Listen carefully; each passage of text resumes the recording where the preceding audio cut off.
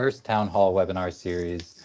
We will discuss what you need to know in order to properly develop, test, and roll out an effective temporary interest rate buy-down product. This product type is growing in popularity and already comprised nearly 3/4 of the total origination volume in some markets in Q4 2022. You'll hear about the details of this trending product type from a diverse team of SCA's subject matter experts. Please type any questions you might have in the Teams chat and we'll answer them in a short Q&A at the end of this presentation. Anything we don't get to in the Q&A will be addressed in follow-up emails. Also, a very brief survey will be sent out to all attendees once the event is concluded, and all responders to that survey will be entered for a chance to win a free half-hour consultation with SCA. So this could be a really great opportunity to pick the brains of some of our experts at no cost to you. So make sure you stick around to the end and fill out the survey. Right, moving right along, speaking today will be Stephen Britton, an expert in mortgage operations, Paul Pouliot, the Director of Sales in our Southwest region and a seasoned mortgage department director. We have Rob Ellis, a compliance and risk management expert with a background at both originators and regulators, Paul Bates, the leader of our mortgage technology team, Donna Thaxter, a mortgage staff training expert, and Heather Papows, our in-house loan onboarding and servicing expert. Now, just to very quickly introduce who we are at Spillane Consulting Associates, for the past 32 years, we've provided consulting services to the mortgage industry across a wide range of disciplines. Over that time, we've been able to continually and vigilantly evolve as an organization in order to make sure that we're providing exactly the services that mortgage lenders need in any given market. We've done this mostly through the acquisition of accomplished industry leaders and the creation of custom-tailored solutions. Today, we have assembled a group of SCA consultants with a wide range of expertises to discuss the mortgage product that has the most buzz in today's market, the temporary interest rate buy-down.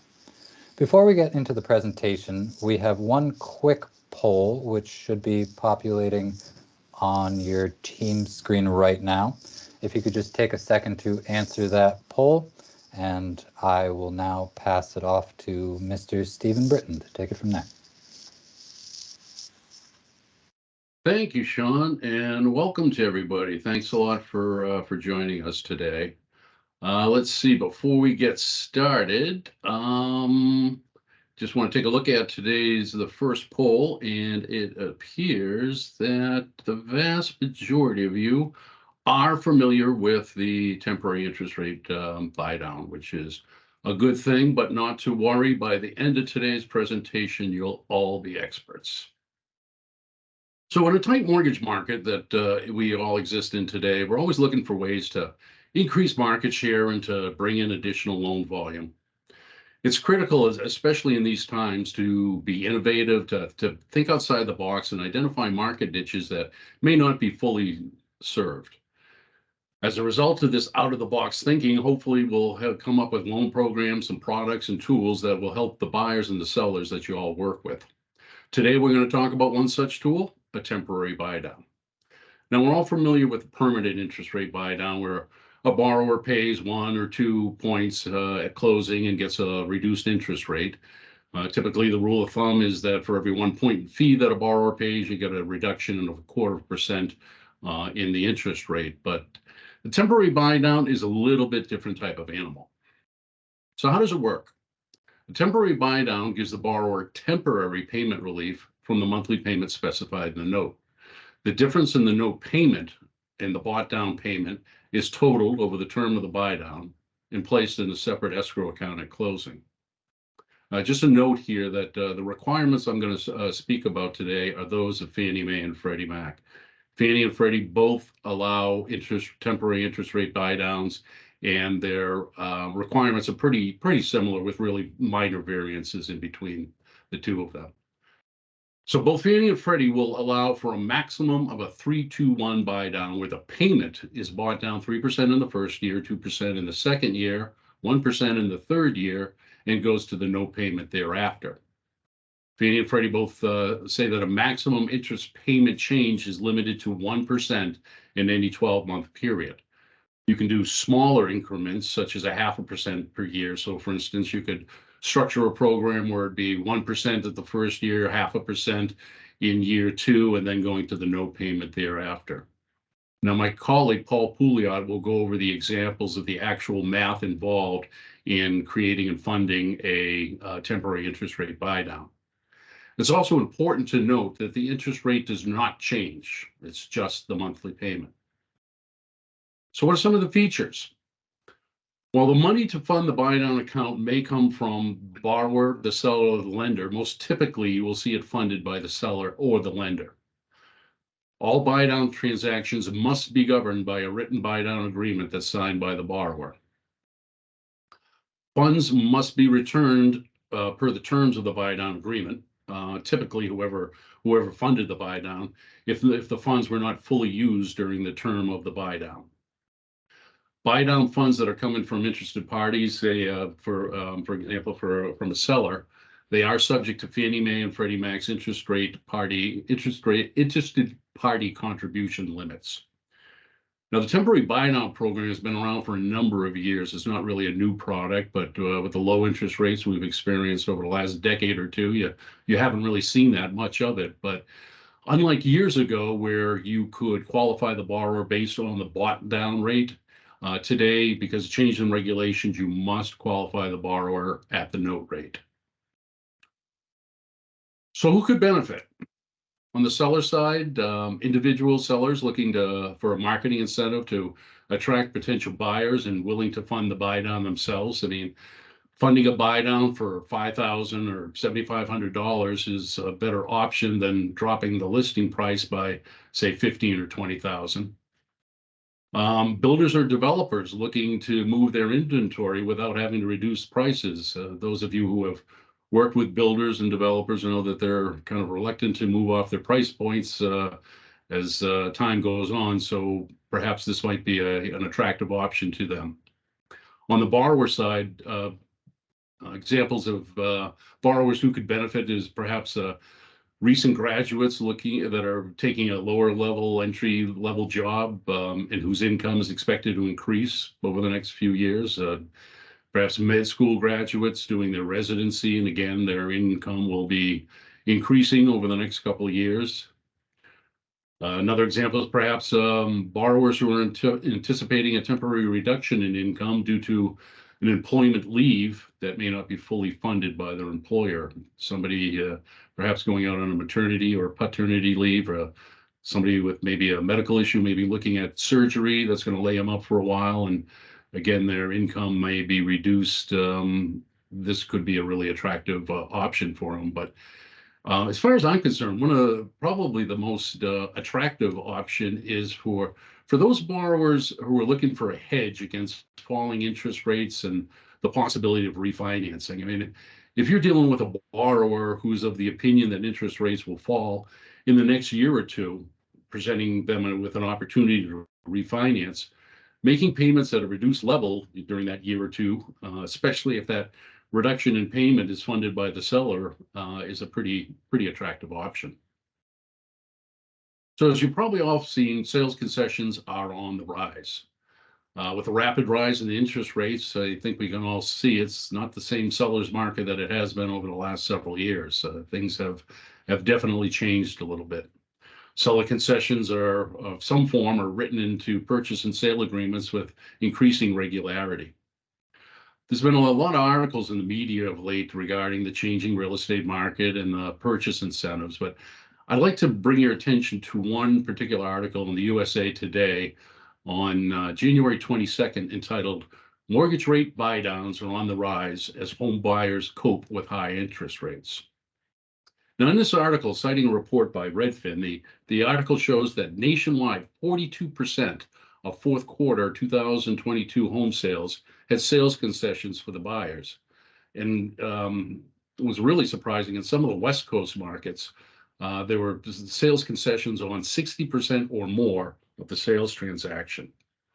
Here on the East Coast, it didn't seem to be quite as prevalent, with Boston and in the New York metro area coming in with sales concessions on 18 and 13% of fourth quarter transactions, respectively. But I don't think there's any question. I think we're seeing that these kind of incentives are on the rise. So this article in the USA Today specifically focus on temporary interest rate buydowns and how they work. So if you have a moment, I do encourage you to go Google it and check it out. It's really quite interesting. So in closing, if you do have an interest in establishing a temporary buy-down program, I can't stress enough making sure it's a collaborative effort and to get everyone involved: origination, underwriting, compliance, servicing, marketing, and make sure that you address all the issues that you'll hear throughout today's program, and you can then be assured of a successful rollout. And with that, I'd like to welcome our next presenter, Mr. Paul Pouliot.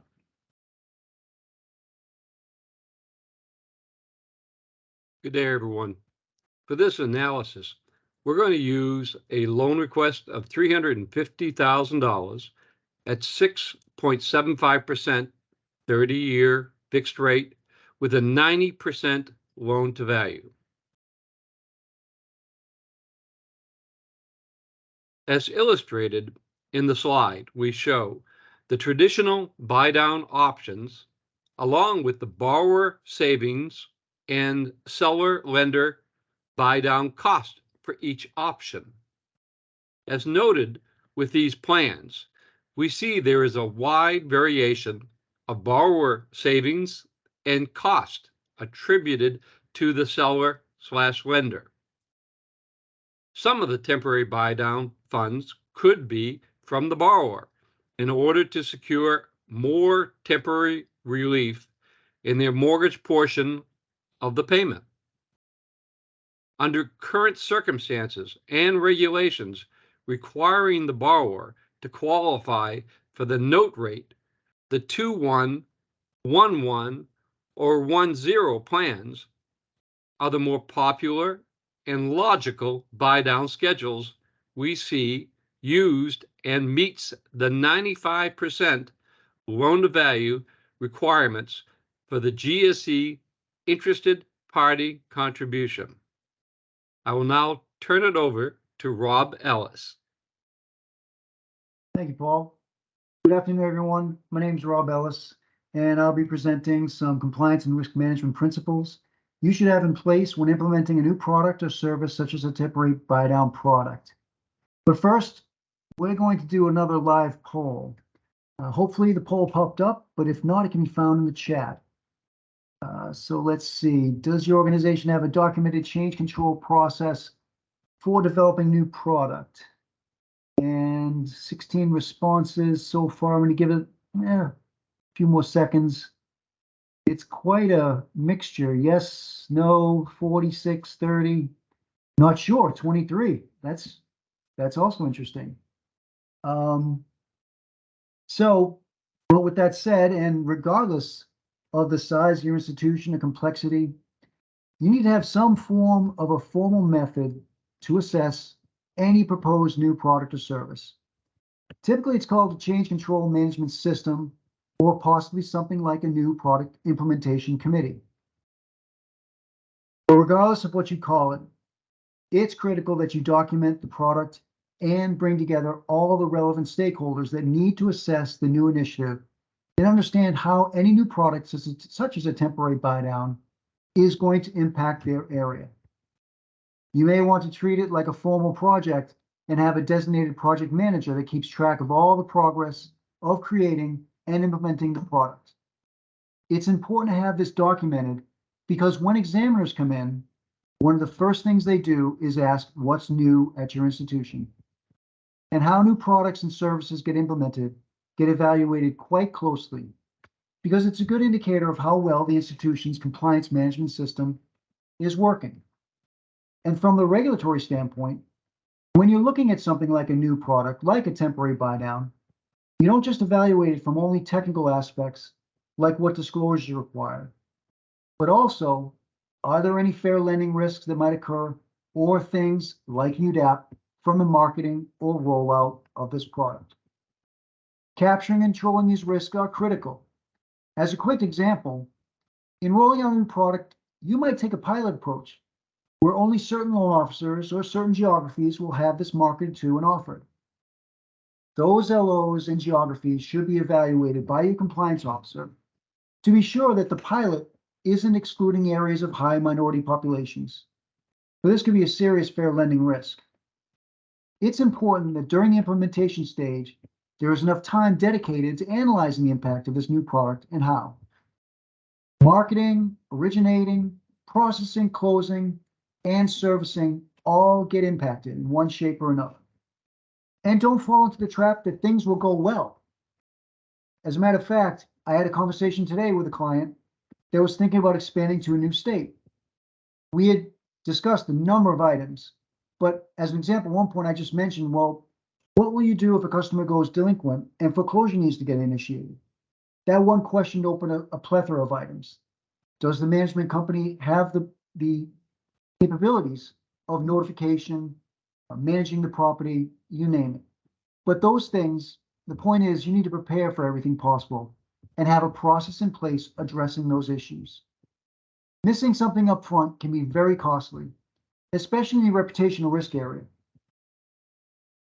Now, from a compliance standpoint, now that the evaluation has been completed and you have a defined product description and drafted an implementation plan, and all the different business units have their requirements they need to have implemented before this can be rolled out, you'll want to be sure that your compliance officer is working very closely with the technology group or implementation team building the product.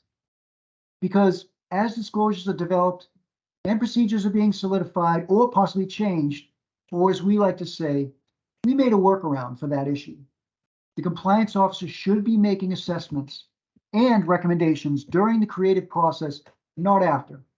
Because if there are any issues or problems or things not in compliance, and it's already been 90% developed, then it's much more costly hassle to go back and redo things than to just be side by side and work in tandem to create compliant disclosures while they're being developed. And again, I want to stress that you need to consider more than just strict technical compliance aspects during this phase. You want to try and evaluate how this new product might impact bigger items like fair lending, as mentioned before, but also things such as CRA. And these new products could benefit the institution or inversely could have negative impact. As a quick example, rolling out a temporary buydown program could have a beneficial impact on low-income applicants, making homes more affordable. However, you want to appropriately take into consideration the ability to repay requirements under Reg Z and not just qualifying applicants on the lowest payment without taking into consideration future payments at the highest level. You could easily get in hot water and take away any perceived benefits once imagined. And examiners are going to have an expectation that all these items are assessed and controlled during development and implementation and not post-rollout. You're going to want to show the examiners that during development, policies were appropriately developed, testing was done, and monitoring implemented, as well as appropriate training was completed. You'll also want to demonstrate to examiners that once the development, implementation, and launch occurred, that you quickly had an early rollout monitoring program to assess success and possibly capture if there are any unanticipated negative impacts that occurred as a result. For example, having in place early monitoring of exactly where these initial loans are going and who are receiving these loans is critical. And why is that important? Well, you rolled out the product thinking it will benefit low and moderate income borrowers in geographies and boost CRA performance. But after review of the initial data, it was in fact only originated to moderate applicants living in upper income census tracts. This is actually going to lower your CRA performance. And if that's the case, you're going to want to circle people back up and present this data and reanalyze the program to determine what, if any, changes need to get made. Like, does more awareness training need to get done? Or change underwriting parameters? Or market differently? These are just a few examples, but one thing is for sure. You want to be sure you have the controls and monitoring and mechanisms for analysis and remediation in place to ensure that CRA, fair lending, or UDAP does not derail your institution's profitability. And one more thing to add for early monitoring is to be sure that you are closely monitoring complaints. Are there any spikes in complaints claiming misrepresentation in what consumers thought they were receiving and what they did receive? All these things should be considered and then some. So that was a quick level run through of some basic risk management principles. I hope you found it thought-provoking and beneficial. Thank you, and I'll turn it over to Paul Bates to discuss our next subject of technology considerations. Paul? Great. Thank you very much, Rob. And thank you, everybody, for joining us this afternoon. And I'd like to discuss the best practices for configuring, testing, and deploying changes to your technology stack for temporary interest rate buydowns. And when I refer to your tech stack, I'm just talking about that collection of integrated systems that you have in your institution that work together to digitally manage the loan through its normal life cycle in an efficient and compliant manner. Now, your considerations are going to be based on the roadmap that your project team has developed, the components that are available inside of your technology stack, and your market knowledge. At the heart of your origination technology stack, and I'm going to talk about the origination piece. Heather Pappas is going to come on later on and talk about the onboarding and servicing implications of this. But on your loan origination system, consider what is the level of vendor support. Temporary interest rate buydowns have been around for a long time, but they have not been popular. Is your system still able to process these the way that you are expecting it to? You need to do some research in there. As you consider your process of manufacturing this loan, what changes would you need to make to your workflow or any business rules to make sure you're capturing all the correct data at the right points to make this an efficient process and provide an excellent customer experience? Documents are a big part of this. As Steve mentioned, you need that buy down agreement that's required. But what other documents would you like to put in and make available for your borrowers at this point? Does your vendor offer standard documents, or are you going to have to use custom documents for this and create and test those?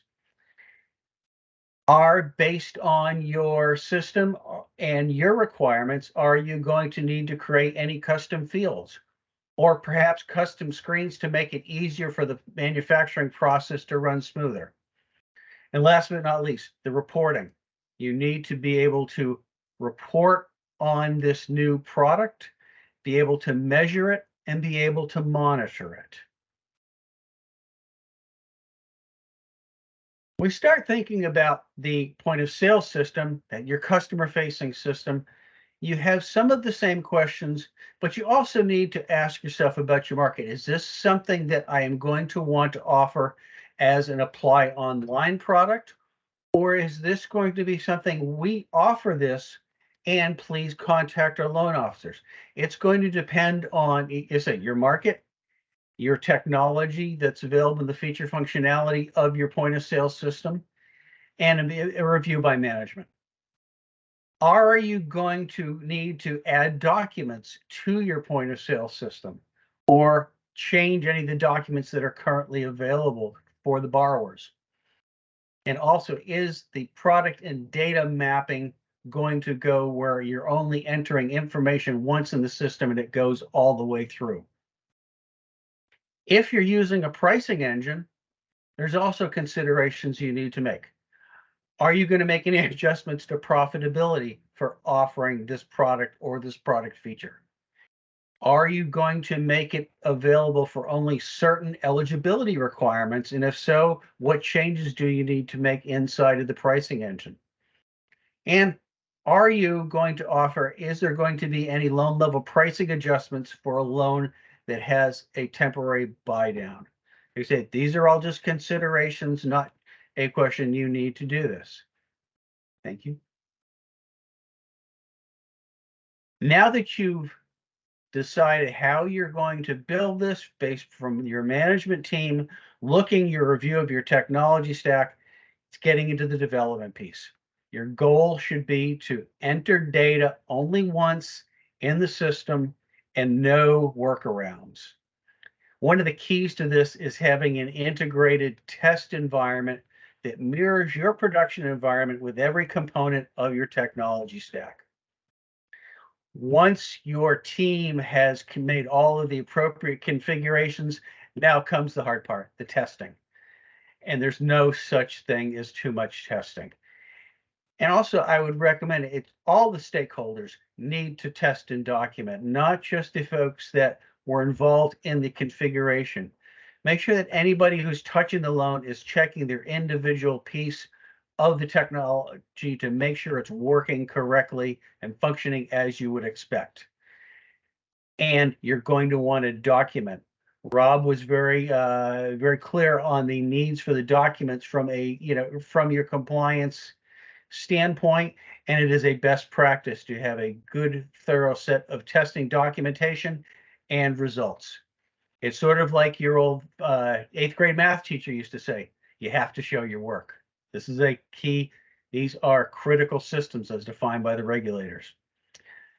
I find it also important to take and test each individual component of your technology stack individually, make sure they're working as expected, and test them all together to make sure there's nothing that has been missed.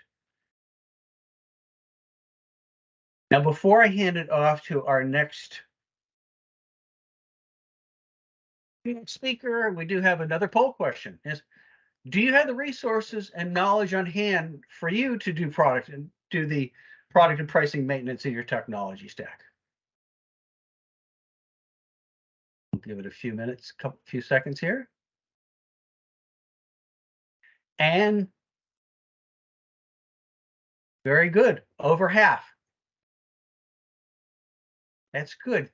Well, thank you very much. And now I'd like to hand it over to Donna Thaxter, who's going to discuss the training implications of this product.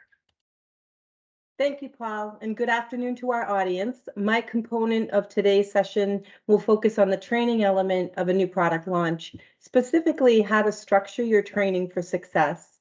And the approach I'll share has 4 phases that are designed to pace your progress and ensure your teams are ready when your new product goes live. At SCA, we can partner with you at any or all of these phases to ensure your training addresses all critical components and change processes, such as those identified by our presenters today, all while providing your people with an engaging and impactful training experience. So let's take a look at each phase. The first phase of the training rollout is really about setting the stage for both awareness and enthusiasm about this new product that you're launching. And an internal announcement is one way to do this effectively. And it's also good timing for the announcement is during the product development phase, once you have a good handle on the product mechanics and the implications to your teams. So you likely have very good reasons for introducing this new product, and your announcement can also serve to build enthusiasm as you share those reasons with your team. And finally, your announcement will also demonstrate early transparency about this new product implementation and about what you expect of each of your team members, including how they will welcome this new challenge.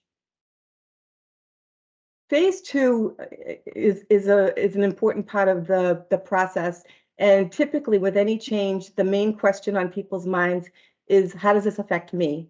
So in phase 2, you'll want to answer that question by first defining or mapping the different training audiences that will be impacted by your product. We've created a simplified example of a training map, which is shown on the right side of the slide. And in this example, we identified 6 distinct training groups. However, these will vary depending upon your size and your structure. And you may, for example, decide to break that front-end operations group into more distinct audiences, such as grouping processors with underwriters as one group, or potentially putting disclosure teams and closers together as another separate group. A final comment about this phase, you probably noticed that we identified borrowers as a training audience in our sample map. And we recommend that you do this since borrower education really starts, as you know, during that initial conversation with the loan officer, but should continue throughout the process. And this way, as you map out your different audiences, you'll have a really good handle on what they need to know and what they should be communicating to borrowers along the way, so that by the time your borrowers have their loan being set up for servicing, they have a handle on things like what their statement will look like.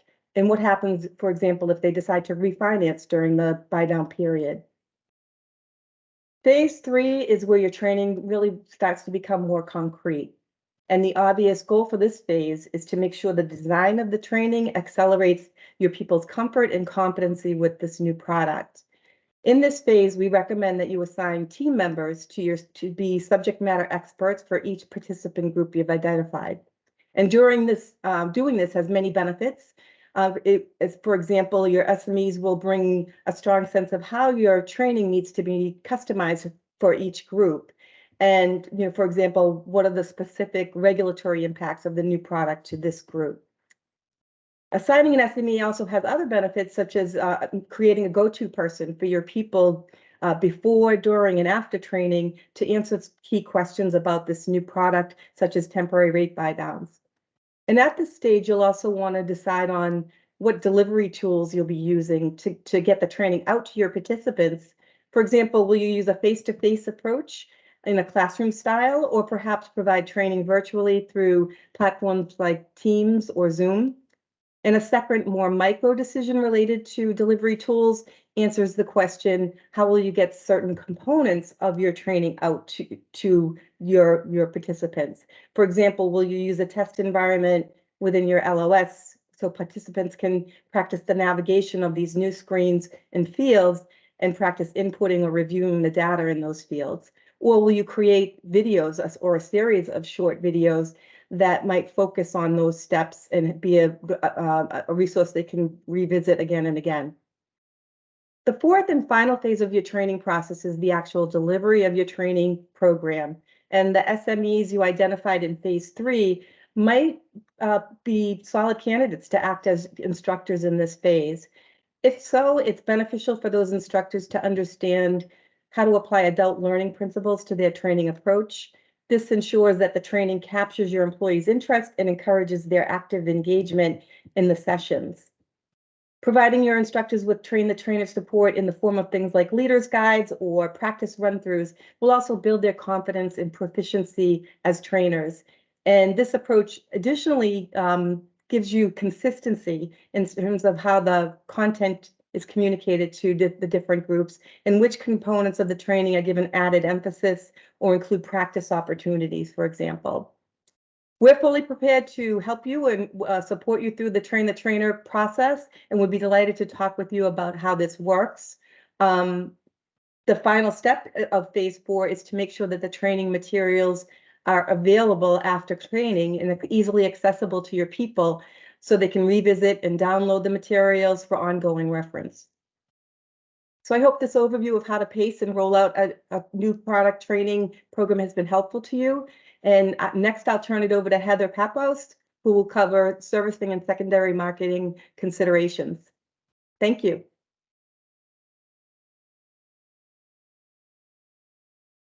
Great. Thank you, Donna. Welcome, everyone, and thank you for joining us this afternoon. In this segment, we'll focus on what a servicing or secondary market delivery person will need to think about when your institution decides to roll out a new product. Additionally, we'll dive into some of the specifics around if that product is an interest rate buydown. The servicing team will first need to look at the functionality of the core and what it can do to support the features of the new product. The first question you'll ask yourself is, does the system have the capability to properly service the loan as outlined in the product description? Now, if you cannot confidently answer yes to this question, then this is the time to address your concerns from a setup perspective and work with the product development team to discuss how it could be better structured. Then, once you're comfortable with how your core will manage the product, you'll need to decide how you will store these loans on your core. Will you create a new product or add it to one that is already existing? You'll want to map out the functions and whether the disbursements and credits to the loan will be manual or automated, how you'll monitor and reconcile these funds, and who is ultimately going to be responsible for it all. Now, an important point I'll make here is that you should include your accounting team in these decisions as well. They'll at the very least need to have some awareness of what they see on the back end in the GLs, and more likely than not, they'll want to have some input on how the loans are classified and reported. Let's move on to talking about the integration between the LOS and the core. Paul Bates had talked to us about the configuration from the LOS side, and as part of that process, you'll need to determine what changes are necessary for you to properly extract the loan and all of its additional data points. Many of you use an interface for onboarding, and in those cases, you may be required to update tables or set new mapping to link products or fields. So think about what that change process looks like currently. Do you manage that yourself, or will you need to get the vendor directly involved? If you're delivering to the GSEs, be mindful of the additional data points and the special feature codes that need to be populated for your new product. And collaborate with the origination team to iron out who will be maintaining those data points up front. Thinking of these factors early on will ensure a much smoother transaction from the start. Beyond the initial setup practices, an effective plan will also include looking at longer-term considerations for the servicing of the loan. Think of any impacts to monthly statements, disclosure requirements, or year-end interest reporting. This is where you'll need to work hand in hand with your compliance team to ensure you meet all regulatory requirements of the new product and that you're all interpreting the rules the same way. First off, you'll want to think about if there are any special features of the product that may change how the monthly billing statement should appear. And this is a place to watch out for when testing and reviewing your core capabilities. For a third-party funded buy-down product, the regulation does not directly speak to the periodic statement requirements, but based on the commentary, it is our interpretation that the monthly statement will need to identify the portion of funds due from the borrower, as well as those due from the buy-down funds. If your core can't accommodate that level of detail, you may need to think about creating an addendum to your monthly billing statement in order to comply. Next, you may question if there are any disclosure or change notification requirements as it relates to your new product. Now, in our example with the third-party funded buy-down, the note is written at the full rate, and the buy-down agreement separately documents the third-party contributed funds. So with this, there is no regulatory requirement for a change notice related to the buy-down because there is no change contractually extended to them on the note.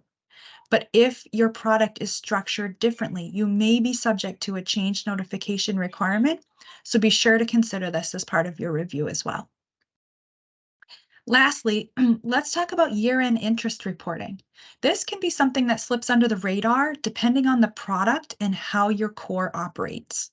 With a third-party buy-down, the interest paid is sourced from both the borrower and the third-party contributor. So you need to be mindful of the requirements around reporting for those various sources. The IRS instructions for 2022 specifically state that you do not report any interest paid by a seller, such as in a buy-down. But this could change, so always work it into your process to review reporting instructions from the IRS annually. Check it for the scenario that you're working and the new product. And additionally, make sure you understand how the interest will report from your core based on the transactional history. If the system can't separate the data as you need it to, you'll need to think about how you'll identify the loans at year end for making those changes manually. So in summary, as Donna had explained earlier, there are multiple phases to a new product rollout. And so it's important that you set reasonable and attainable expectations up front. The servicing team alone needs proper time for conducting research, testing, compliance reviews, and implementing those workflow and procedure changes with staff. This is truly one of the biggest contributors to ensuring a successful launch and a positive experience for both your customer and your team. Although it can be overwhelming to try and think of everything up front, if you bring all the right team members to the table and you lean on your resources, both internal and external, you should end up with the confidence that you're offering a product you can really stand behind and that the loan will be serviced appropriately throughout its lifetime. From here, I'll pass this back to Paul Pouliot, who will share some final thoughts on the topic. Thank you. Thank you. Here are my final thoughts about this product. Temporary buy-downs are gaining popularity, as noted in recent months, by the percentage of sales transactions that have some type of buy-down element.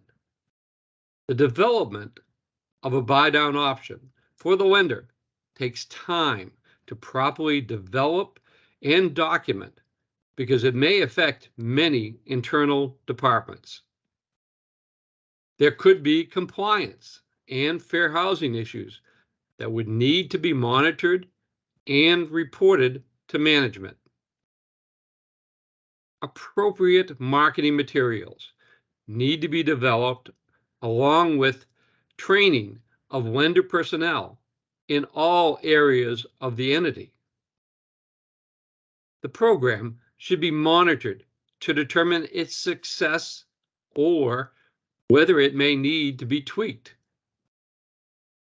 Finally, Found this on the web. keep in mind at SCA, we have the expertise and knowledge to assist you in any product development.